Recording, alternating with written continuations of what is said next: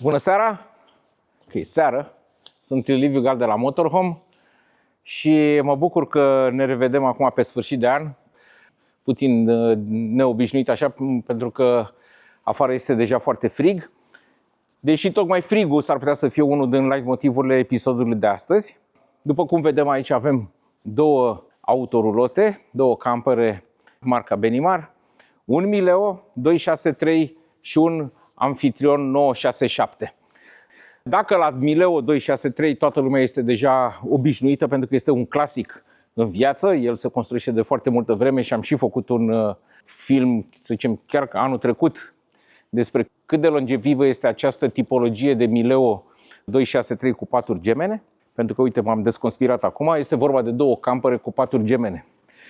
Dar plăcerea mea este, în sfârșit, pot să prezint un Amphitryon 967, adică cu paturi gemene. După cum știți, sau dacă nu știți, vă spun eu, acum Benimar are în gama de integrale 3 modele.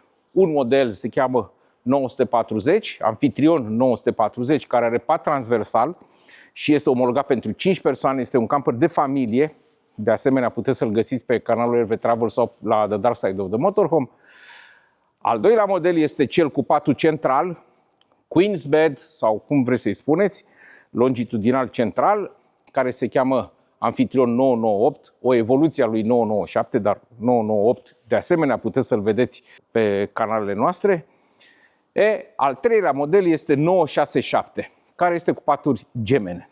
E o plăcere foarte mare pentru mine să prezint acest model din cauza faptului că mie personal îmi place, dar recunosc că nu am avut niciodată curajul eu pentru mine să-mi cumpăr tipul ăsta de camper. Așa că poate voi, dacă aveți curajul ăsta, m-ar încânta foarte mult, pentru că într-adevăr este o tipologie foarte mult apreciată, în special de țările vorbitoare de limbă germană și de țările nordice. Nu vreau să dezvolt mai mult, o să intrăm înăuntru și o să vă arăt de ce. Avem un integral, construcția clasică. Construcția clasică, cum am mai zis, a început cu, să zicem, este dezvoltată, cred că pentru prima oară, de Trigano Italia. Trigano Italia înseamnă grupul SE, adică Meg Luis, Mobilveta, Elnag, Roller Team și CI, în sensul că partea frontală, practic, este aceeași pentru toate aceste modele. Dacă nu mă înșel, cred că am uitat și de Forster, Forster care e o firmă germană, dar care fabrică acest model în Italia, din câte știu eu. Da, mă rog. Deci vorbim de acest profil pe care Benimar, încă de când a început construcția lui, cred că de acum 6 ani de zile, spre bucuria mea și a noastră, a dealerilor, pentru că la noi se varsă toate problemele, a evoluat foarte mult. Benimar este o firmă care, cum să vă zic, lăsând la o parte că este vorba de medium superior chiar, are o relație foarte bună fabrică-dealeri. Adică noi când venim cu niște probleme, în fiecare an la convenție, dar este cineva la fabrică care poate să ne asculte, să ne zică, da, încercăm să facem, poți să fii mai precis, spune și mie ce nu-ți place, ce nu-ți convine, care sunt problemele care te-ai lovit în anii trecuți. Ei bine, asta este cea mai bună variantă, deci 2025-2026 este cea mai bună variantă, cel puțin din punct de vedere structural, pentru că designul și așa mai departe este o chestie subiectivă. Eu pot să spun doar că îmi place foarte mult, dar asta, poate că sunt oameni care le plac, nu le plac, mă rog, asta e altceva. Dar din punct de vedere structural, mie mi se pare, și funcțional, mie mi se pare cea mai bună variantă de până acum. Nu o să intru prea mult în amănunt. Aici vorbim de botul clasic, faruri, daylight, LED, precum și proiectoare în bară. Totul vine la standard. Da? Deci nu este nimic, nu fac niciun pachet în plus sau altceva. Tot ce vedem aici este standard. Oglinzile au fost mărite puțin, adică a fost schimbată oarecum dimensiunile celor două oglinzi, asigurându-se, să zicem, un unghi mai bun. Cel mai mult și cel mai mult, știți că eu am o obsesie cu uși. Dacă nu se închide bine, nu. Dom'le, asta e o ușă care și-a atins perfecțiunea. Cred că este de la Lippert, din cât o văd eu așa. Nu scrie nicăieri pe ea, dar din câte știu este de la Lippert. Însă, uite, se închide impecabil și mai ales peretele ăsta de aici se vede clar că este ranforsat pe bucata asta, pentru că, uite, atunci când îl închizi, nu se mișcă. E foarte important pentru o autorulotă integrală. De ce? Pentru că o autorulotă integrală s-a construit urmând o construcție clasică, adică a venit cu peretele până aici. Aici se termină, practic, celula. De aici este șasiul de fiat. El a prelungit acest perete până în față, astfel încât peretele ăsta n-a mai devenit atât de solid ca în cazul semi-integralelor, atât de bine făcut, închegat. Din cauza asta a trebuit să vină cu tot felul de soluții, astfel încât să lege peretele ăsta să nu se miște. Uite, vezi? Nu se mișcă deloc.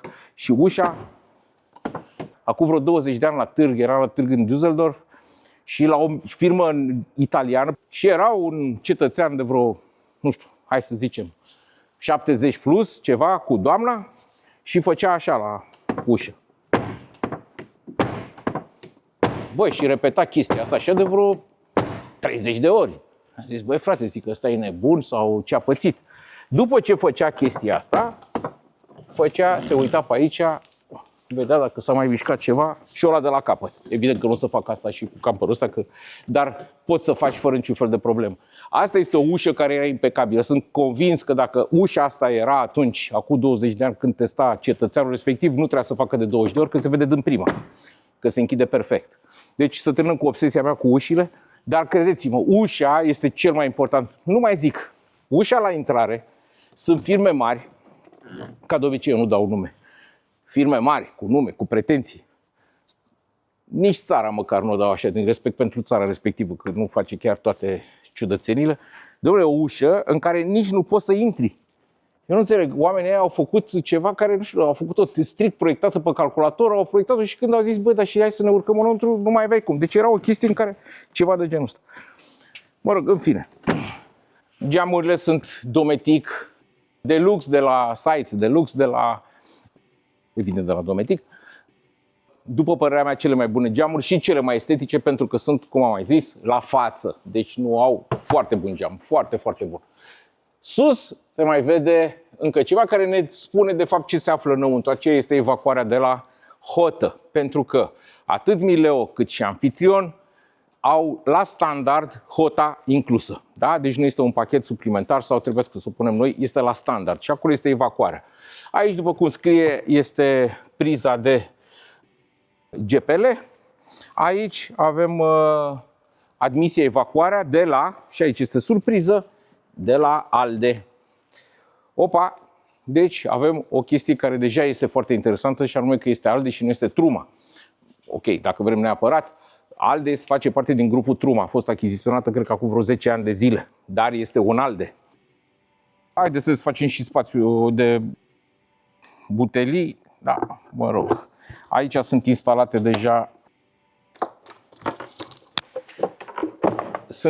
deja rezervoare. N-are sens să mai dezvoltăm chestia asta, deja sunt lucruri arhiștiute. Noi am instalat rezervoare și cu ocazia asta și desconspirat acest lucru. Este vorba de încălzirea ALDE și încălzirea ALDE are nevoie de rezervoare de gaz.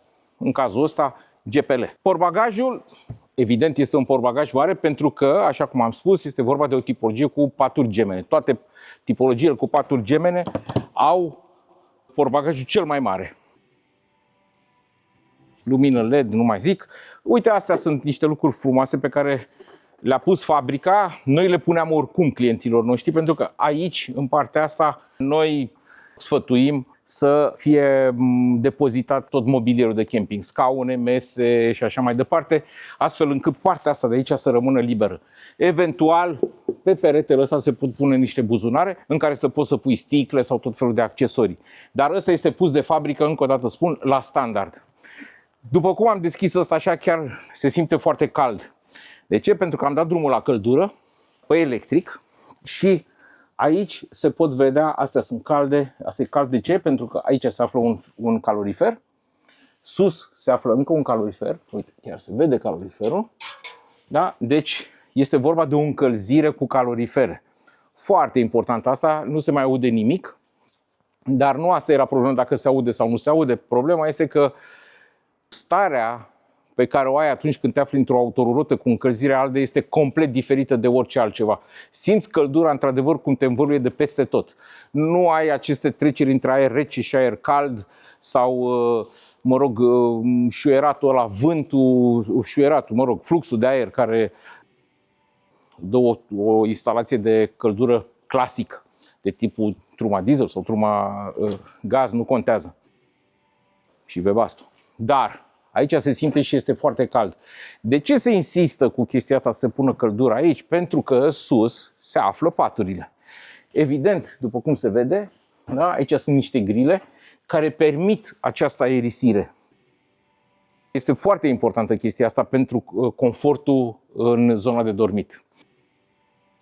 Dar ce să mai zic acum de cele două șine de biciclete, nici nu mai are sens să spun. La clasa asta, că aici vorbim deja de o clasă medium superior, sunt incluse, deci nu mai e o problemă.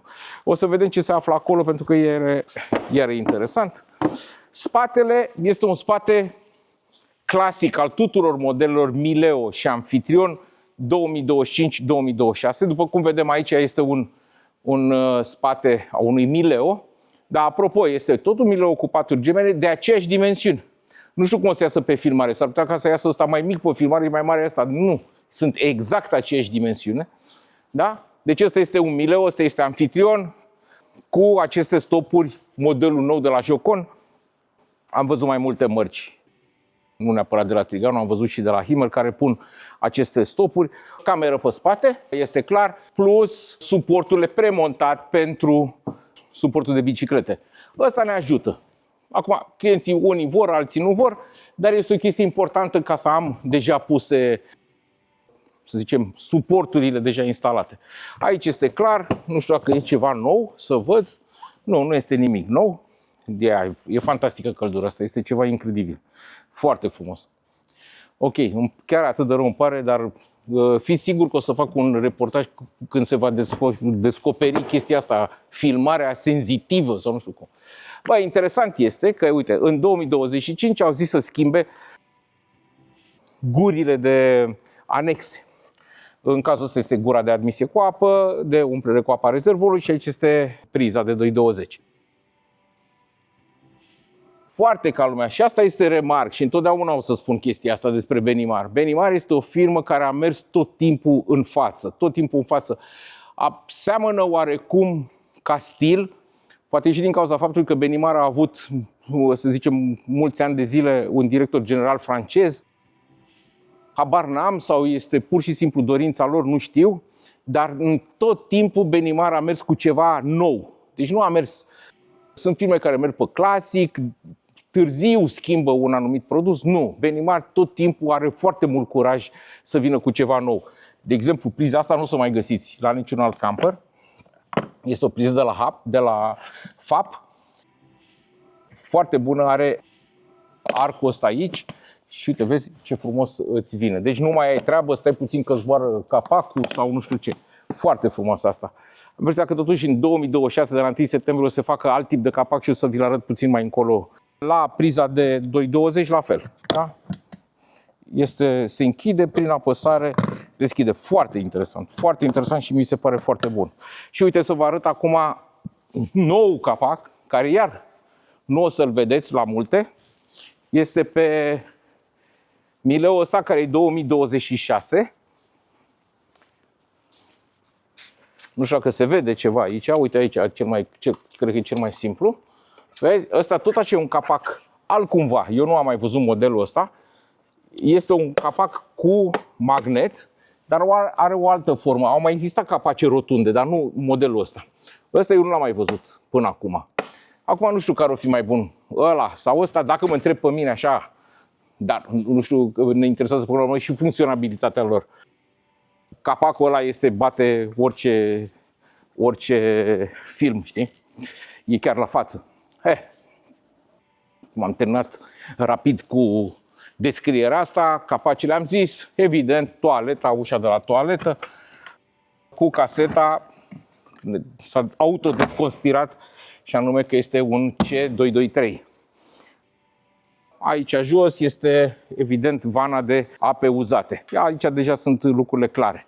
După cum vedem, acestui camper deja i-am montat veranda. Ideală este totuși o verandă de tipul F45 de la Fiamma, cu instalare pe peretele vertical. Se poate pune și motor, cine dorește chestia asta. Nu sunt un mare fan, dar dacă dorește cineva se poate pune și motor și lumina exterioară. Ușa, am mai spus și la clipul trecut, asta este o ușă tot de la Hartal, cea mai bună ușă care s-a construit până astăzi. A mai fost pusă pe campere, cred că acum 6-7 ani de zile, pe care s-au încercat tot felul de variante groaznice. Asta chiar e o ușă, după cum se vede, nu fac niciun fel de efort și se închide perfect. Da? Are și garnitura aici, plus estetic așa, faptul că balamalele nu se văd. Iar mai era o chestie foarte bună ușa asta, foarte bună, și anume că, să zicem, conexiunea pentru închidere centralizată nu se află cu fir. Da? Sunt aceste contacte de pe partea mobilă și partea fixă care transmit curentul, evident, ca să poată să fie închisă din telecomandă. Aici nu se mai pune, deja este un lucru foarte bun. Imediat după ușă au pus, și Benimar asta a făcut cam la toate modelele, a pus acest geam cu deschidere fără balama sus, cu deschidere culisantă. De ce? Pentru că, evident, atunci când deschizi ușa, dacă era cu balama să nu se întâmple vreo nenorocire, ba mai mult decât atât, geamul ăsta poate fi lăsat deschis în timpul mersului. După cum știm, geamurile, în mod normal, nu se lasă deschise în timpul mersului, cu excepția geamurilor cu deschidere prin culisare. Interiorul este interesant, dar totuși aș vrea să deschidem și puțin o treaptă, care și treapta asta este inclusă la standard. După cum vedem aici, și bănuiesc că a ieșit din poze, se vede clar că acest camper este cu o dotare Nord AutoCap. Nord AutoCap este dotarea maximă a tuturor echipamentelor pe care le poate pune fabrica. Evident, în cazul ăsta este un Nord AutoCap cu specificația Nord AutoCap ALDE, pentru că există și Nord AutoCap Truma, care are truma combi. Ăsta este un Nord AutoCap ALDE. E foarte interesant. Și mai este încă o chestie de specificat, pentru că o să vadă, sigur, toată lumea o să vadă că toată lumea e atentă pe tot felul de detalii și nu vreau să greșesc. Nord AutoCap în 2025 nu includea cutie automată. În 2026, Nord AutoCap include cutie automată. Da? Deci noi acum ne aflăm într-un Nord AutoCap 2025 fără cutie automată. Evident, poți să-i comanzi cutia automată separat.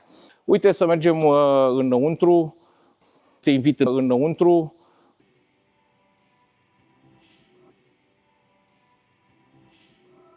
Chestia asta, nu știu dacă este un camper sau o casă sau, nu știu, un bar sau habar n-am. Scuze, stai să închid ușa. Nu de alta, dar căldura asta este absolut superb. Decorul, designul este absolut superb. Nu am ce să reproșez. Sunt chiar foarte multe detalii care se pot vedea. Teșitura asta la masă, blatul ăsta care este subțire, deci nu este gros, tipul de material, acum bine, astea sunt niște chestii subiective. Acum moda e cu negru. Cabina este clasică, scaunele sunt aguti, foarte mari. Bordul este clasic, după cum aici se poate vedea, are bordul de ultimă generație, full electronic, se aprind chestiile astea, adică, bine, acum sper să nu se supere cineva pe mine, mie mi se pare, parcă dar nu numai asta, că n-are nicio vină Benimar, dar parcă sunt niște jucării de alea chinezești, nu știu, castofoane de alea care se aprind tot felul de luminițe, bă, dar totuși, ochii zburau până la toate alea, se aprindeau numai, vezi că ai depășit, vezi că te-ai dus încolo, vezi că s-ai dus.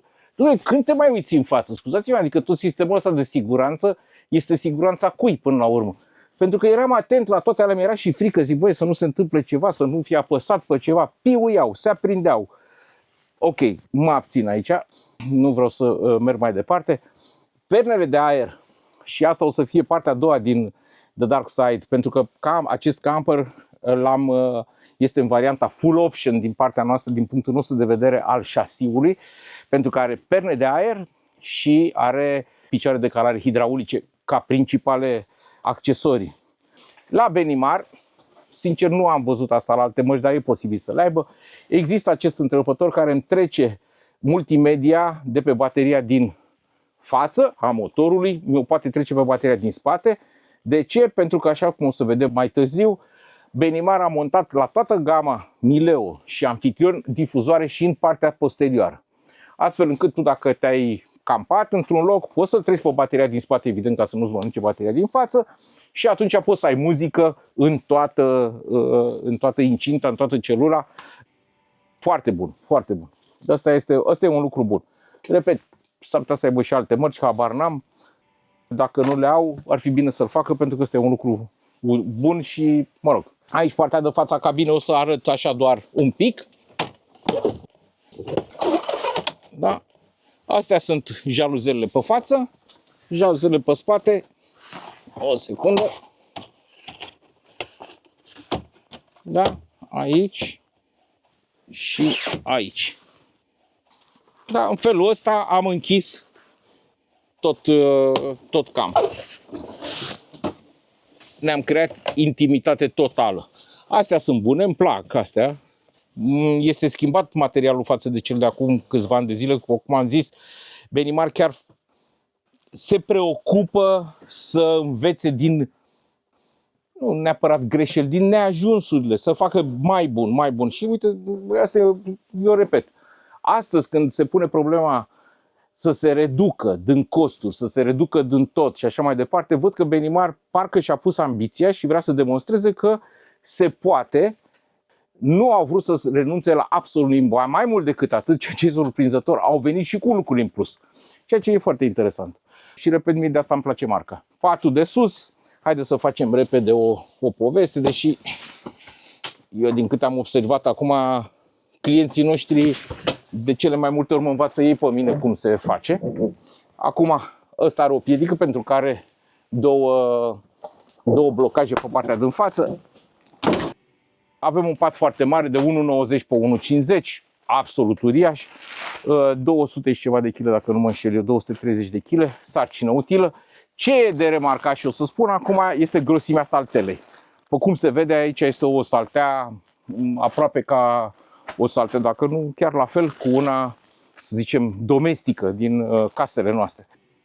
Este foarte stabil, nu-i văd o problemă. Nu am avut probleme mari cu patul ăsta până acum.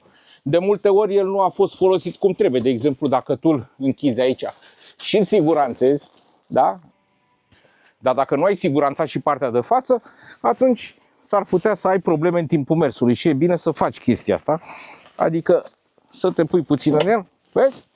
S-a auzit cum s-a siguranțat. În felul ăsta, uite, patul e fix, da? E o revistă care se cheamă Cam B2B, care se ocupă de industria de caravaning din punctul de vedere profesional.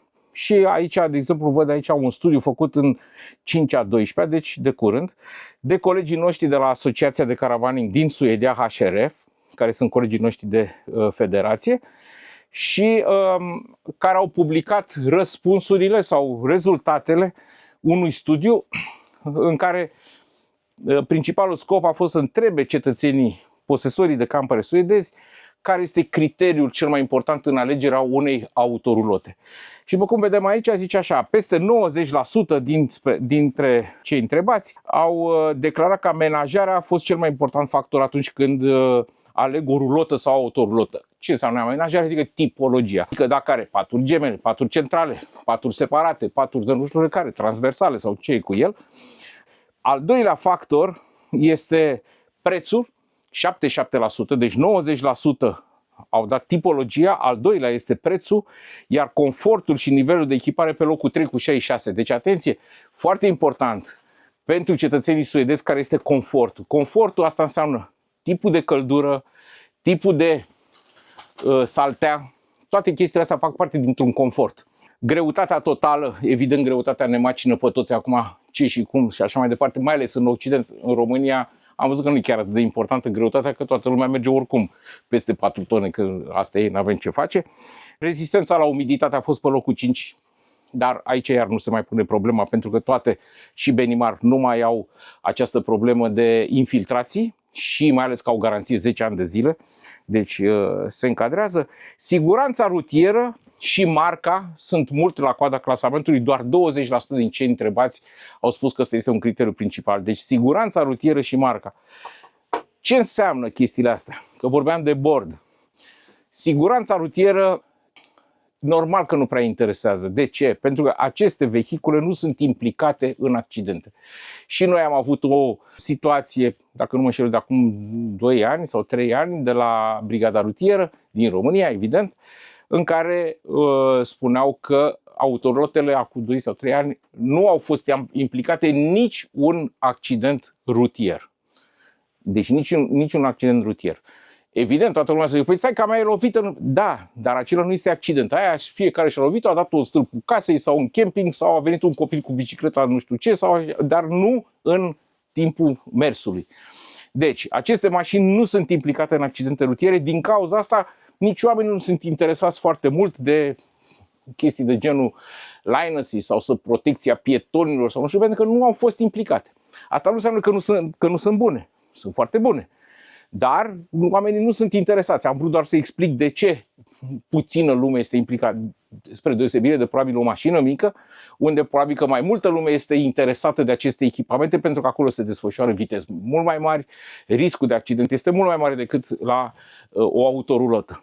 Dar confortul, ca să revin la al doilea criteriu, confortul este un lucru extraordinar. Dacă în cazul acestei autorulote, în speța asta, de exemplu, avem de-a face cu, să zicem, că ar veni un client care clientul ăsta știe foarte clar că vrea paturi gemene. De ce vrea paturi gemene?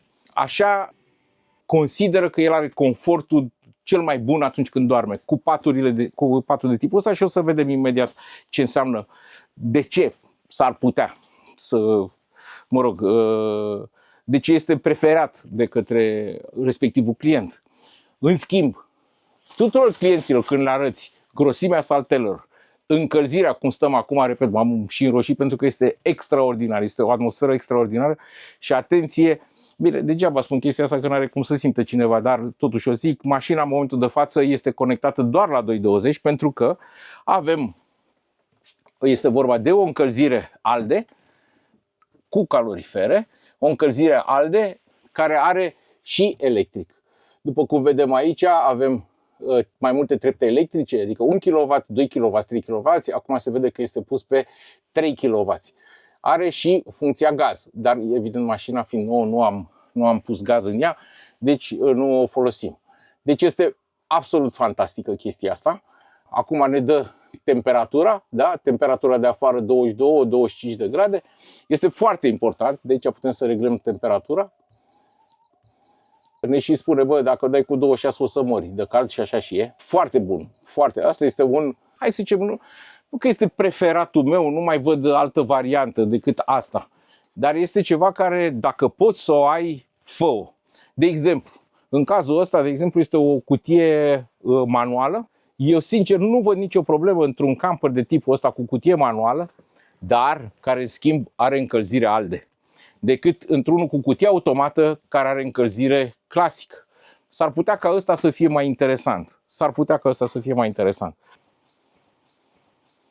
Asta eu când vorbesc acum, treaba asta vorbind de costuri.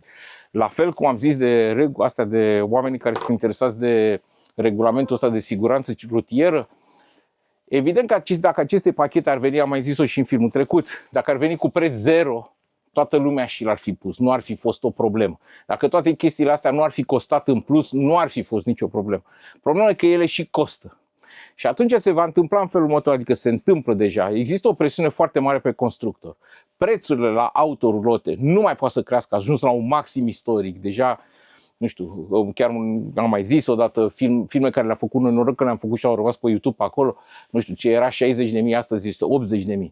Deci sunt diferențe foarte mari de preț. Deci clar nu se mai pot scumpi produsele. În schimb, ele au venit cu tot felul de echipamente pe care producătorul a trebuit să le plătească. El cumpără un șasiu mai scump acum de la Fiat, având toate echipamentele astea. Și atunci este pus în situația în care trebuie să taie de undeva.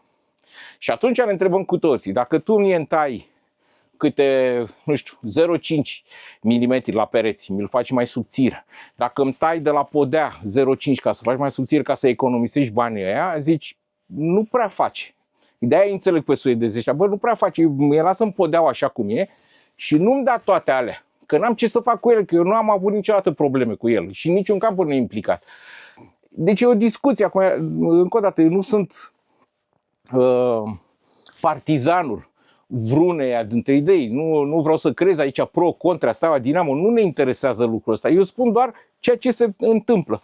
Întotdeauna când sunt lucruri de genul ăsta, eu am o frică. Frica asta pentru că producătorii vor trebui să taie de undeva, să-mi facă un vehicul mai slab calitativ sau ceva de genul ăsta. Repet, acum, momentan, cel puțin 2025-2026, Benimar a supraviețuit, a reușit să facă chestia asta, mereu adăugând câte ceva. Nu știu acum dacă a scăzut din profit sau a mărit randamentul fabricii, habar n-am.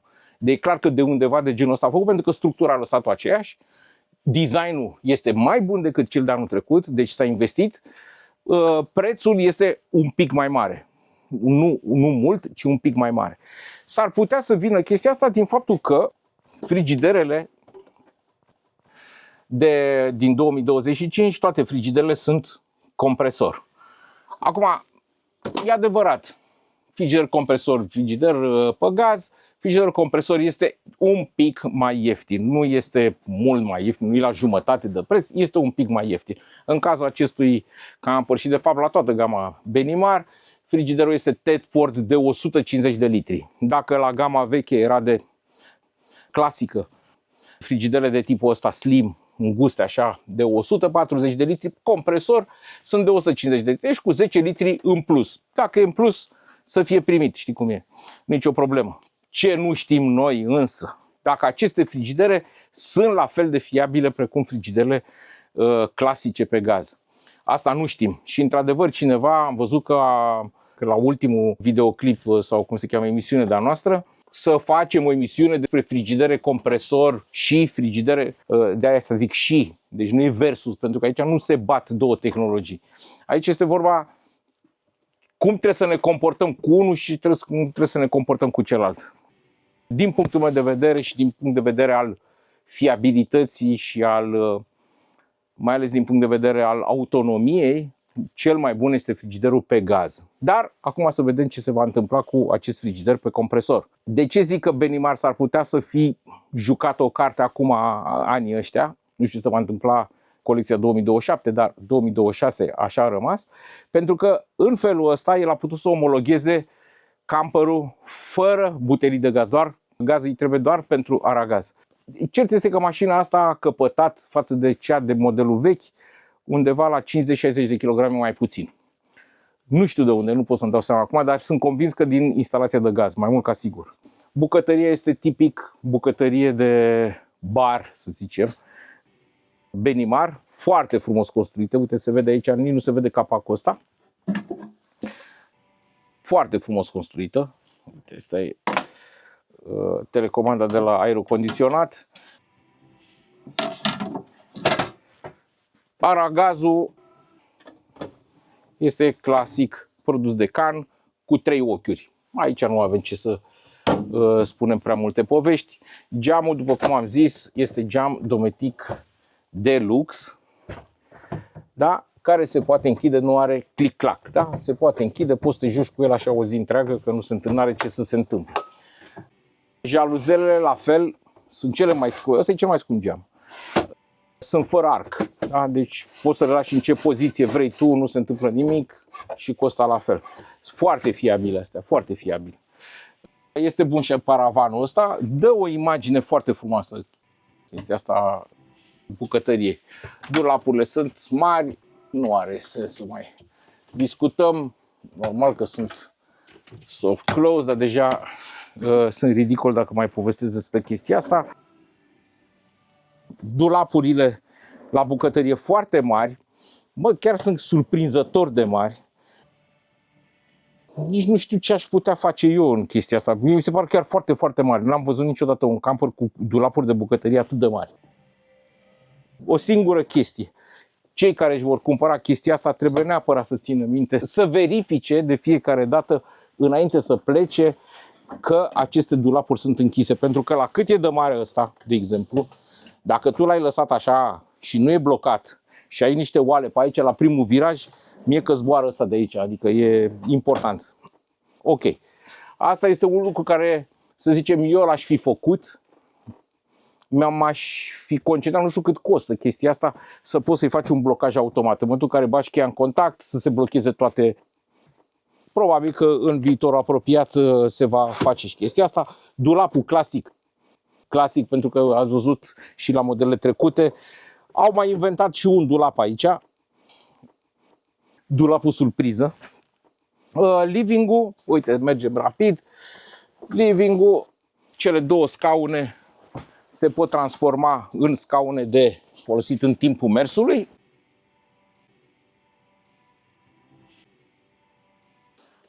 Și în felul ăsta a rezultat un scaun imediat. O să vă aduc acum cele două perne.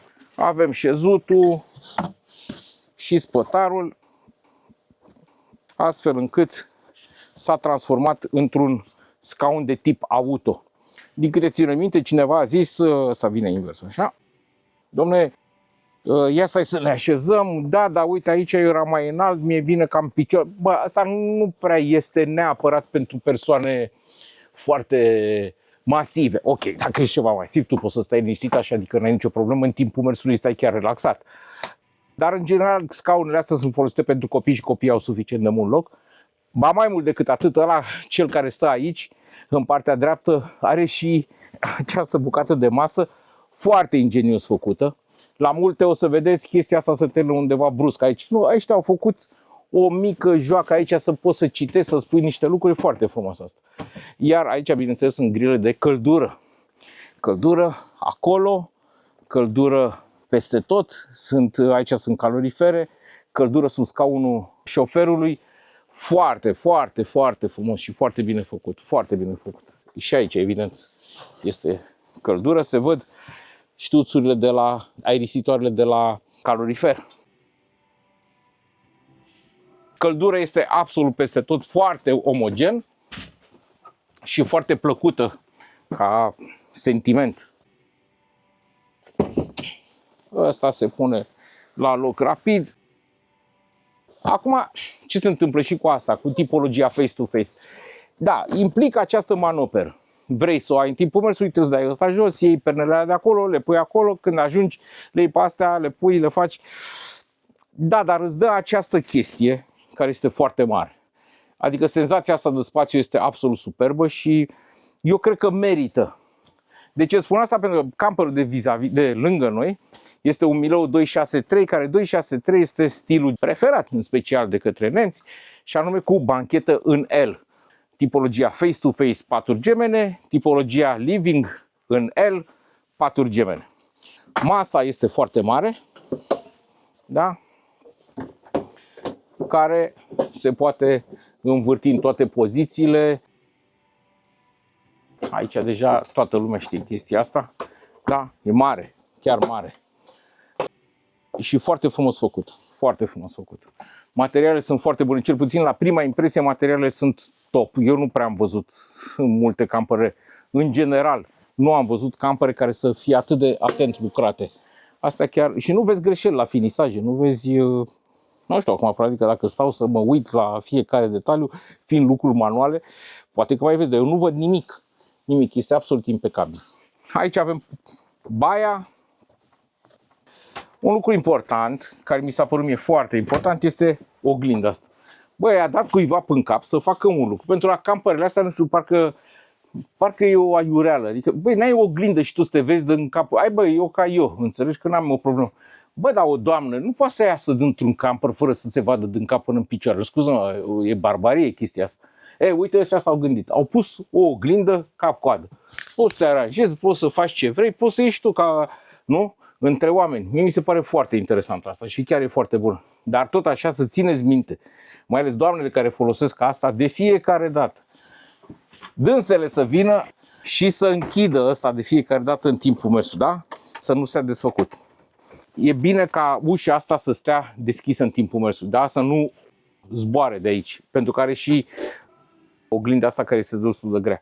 Baia este o baie, hai să zicem, oarecum clasică. Asta este foarte frumos făcut, mai ales spațiul ăsta de aici.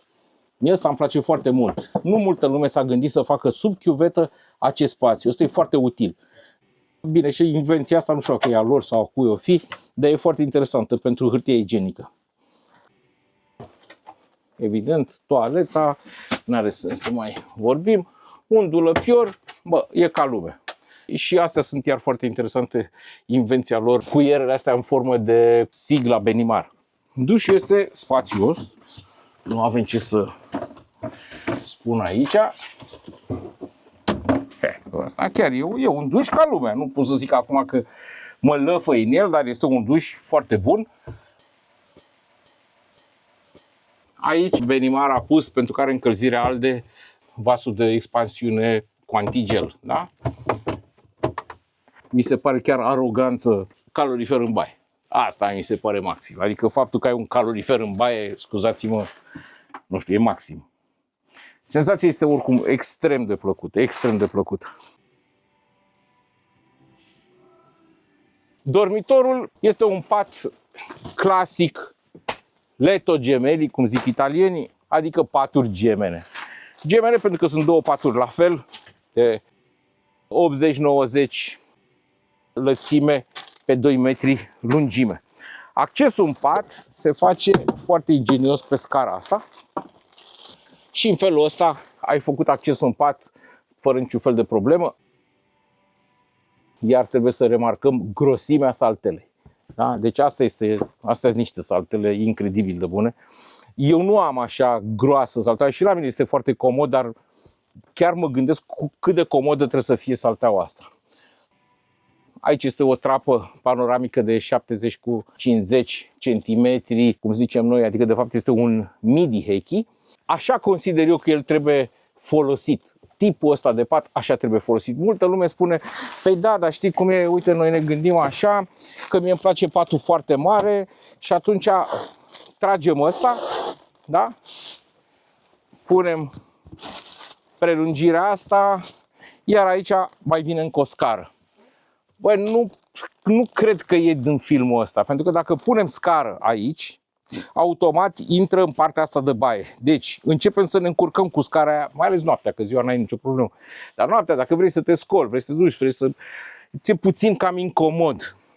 Părerea mea însă, da, ok, bun, acum, dacă e vorba de niște copii, de exemplu, dacă e un copil care e un copil mic și vrei să aibă patul, e ideal pentru el, că ai făcut tot patul ăsta mare, ai închis și ușa asta,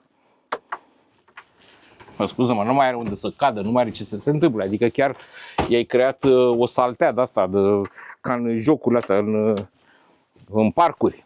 Deci este foarte bun așa pentru copii, dar dacă vrei să-l folosești, cel mai corect este să-l folosești așa. Acum, dacă tot suntem la capitolul ăsta, interesant este faptul că această ușă permite accesul din dormitor în garaj. Poți să pui ceva aici, nu trebuie să mai ieși afară. Bă, e ca lumea. Astea sunt niște lucruri ca lumea făcute. Ce mi s-a părut mie interesant este faptul că tu poți să abordezi mai multe tipuri. Poți să dormi așa sau poți să dormi, de exemplu, în timpul zilei poți să stai în felul ăsta dacă vrei să citești, pentru că ai geamurile în față. Și atunci dacă vrei să te uiți afară la peisaj sau, mă rog, unde vrei să te uiți, liniștit poți să dormi și în poziția asta. Deci nu e niciun fel de problemă. La această tipologie se pierde cel mai puțin spațiu.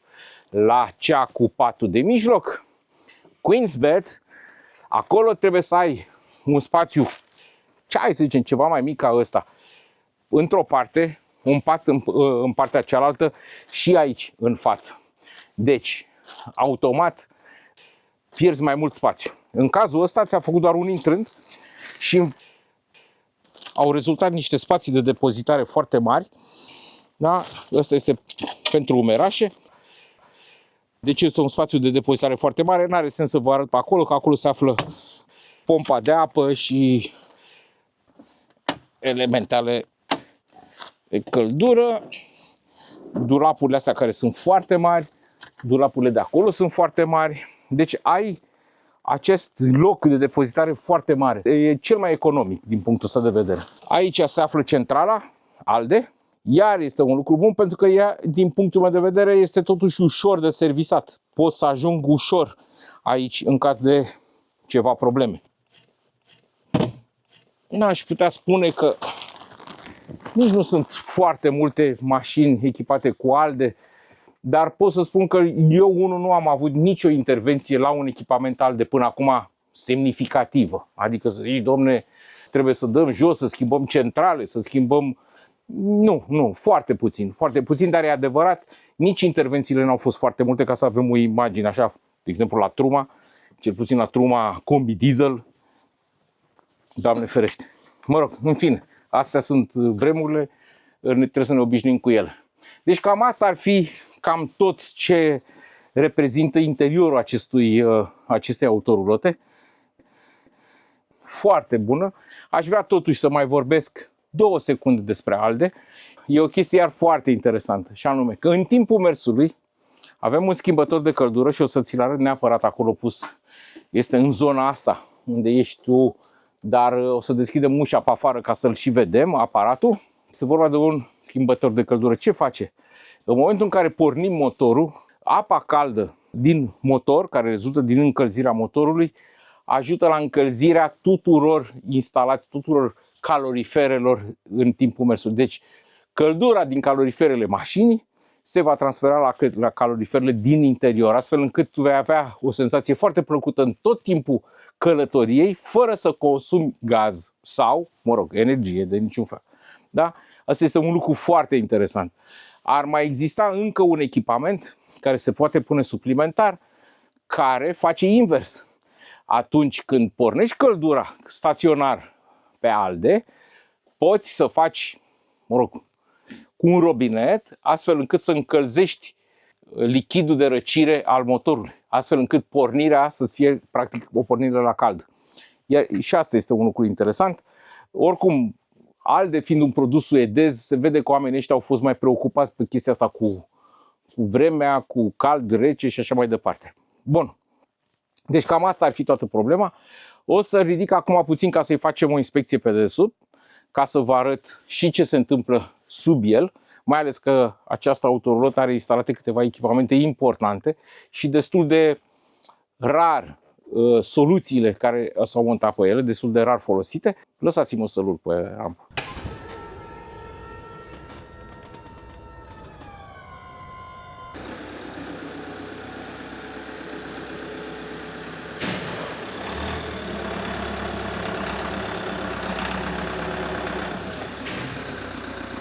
Hai că am ajuns într-un final la partea nevăzută a șasiurilor și a autorulotelor, de unde vine numele și emisiunii noastre.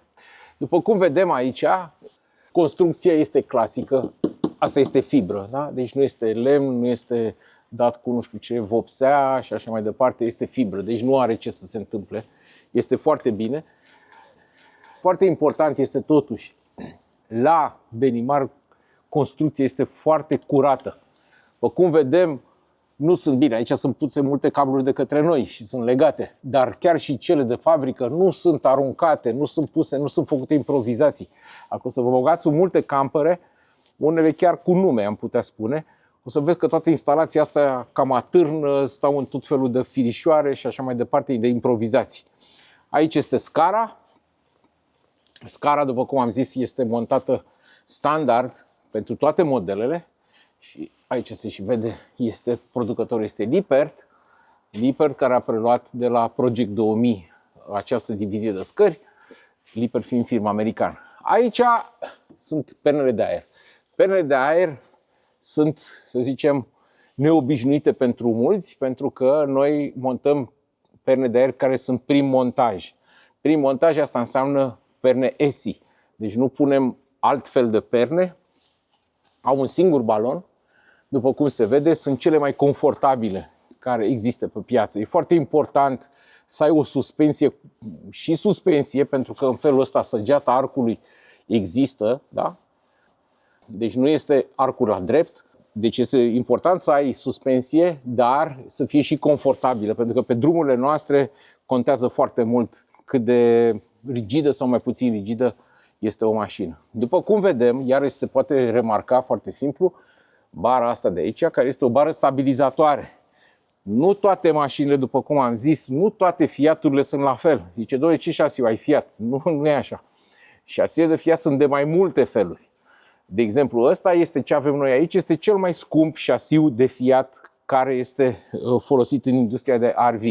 După cum vedem, aici este arc de oțel, iar aici este vorba de bară stabilizatoare. Din cauza asta și pernele necesită un montaj special din cauza acestei bări stabilizatoare. Aici, de exemplu, au un suport special. Cum vedem aici, sunt picioarele de calare posterioare, care sunt de la Amplo.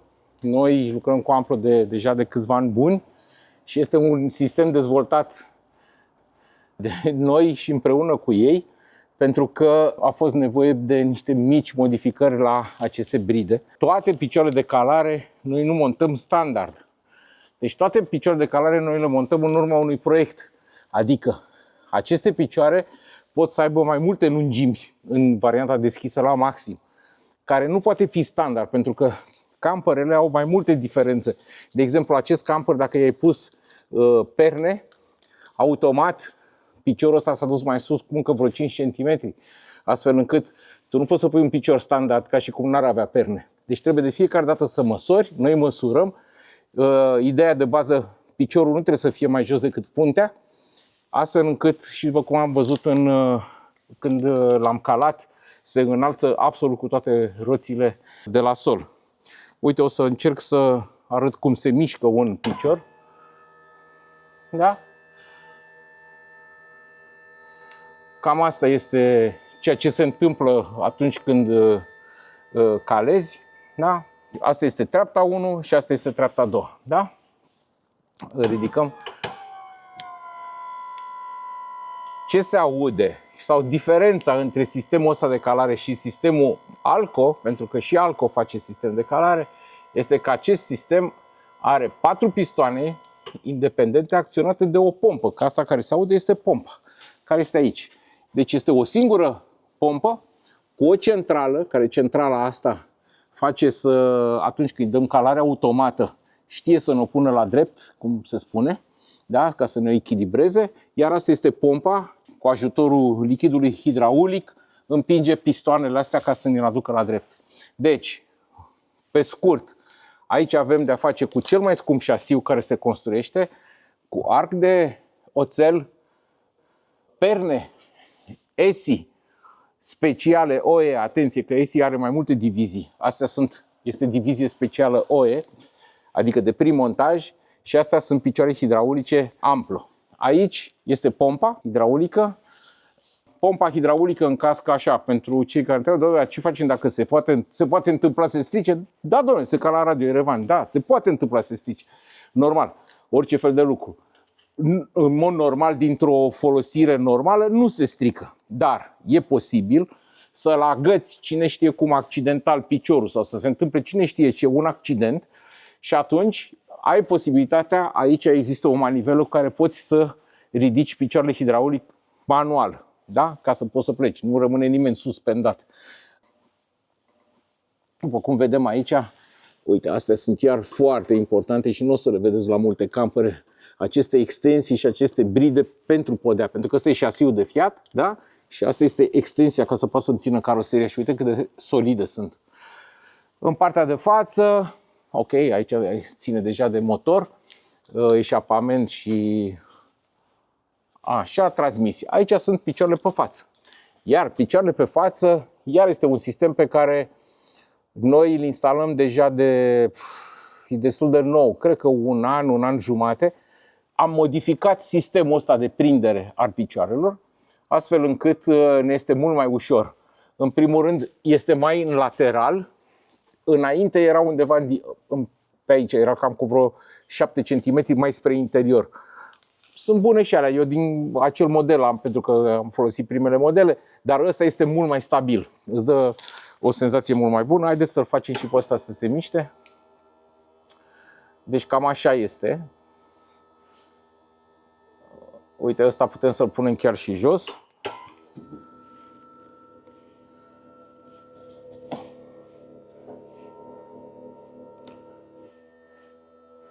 Ia să vedem acum ce se întâmplă. O să încercăm un pic să-l calăm pentru că este deja periculos pe elevator. Uite-l, vezi? Deci cam asta se întâmplă, vezi? În felul ăsta începe să se relaxeze roata. Asta s-a întâmplat în momentul când ridică. Bineînțeles că nu pot să ridic acum de tot, că este deja periculos pe elevator să facem mișcările astea, dar cred că e de înțeles pentru toată lumea. Când îl lăsăm jos, cu o simplă apăsare se lasă tot.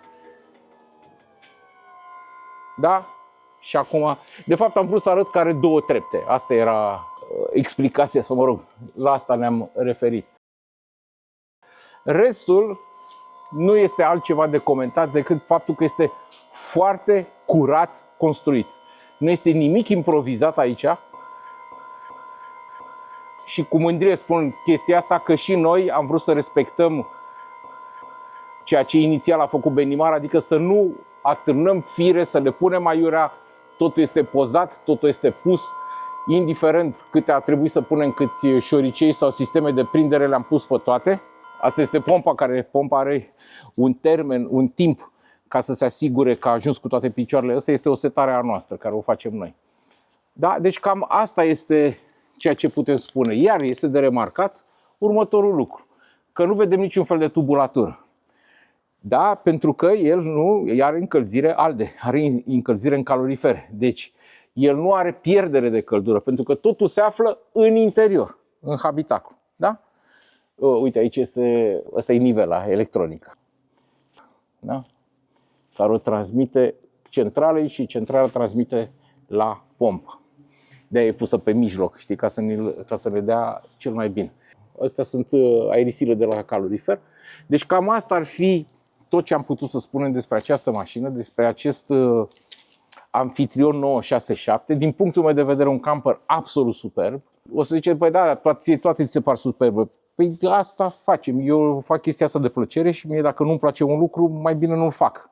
Dar ăsta chiar este un lucru absolut superb la interior.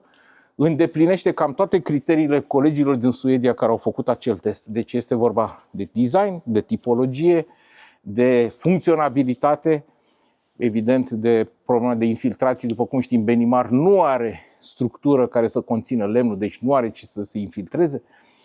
Sau poate să se infiltreze, dar nu provoacă daune.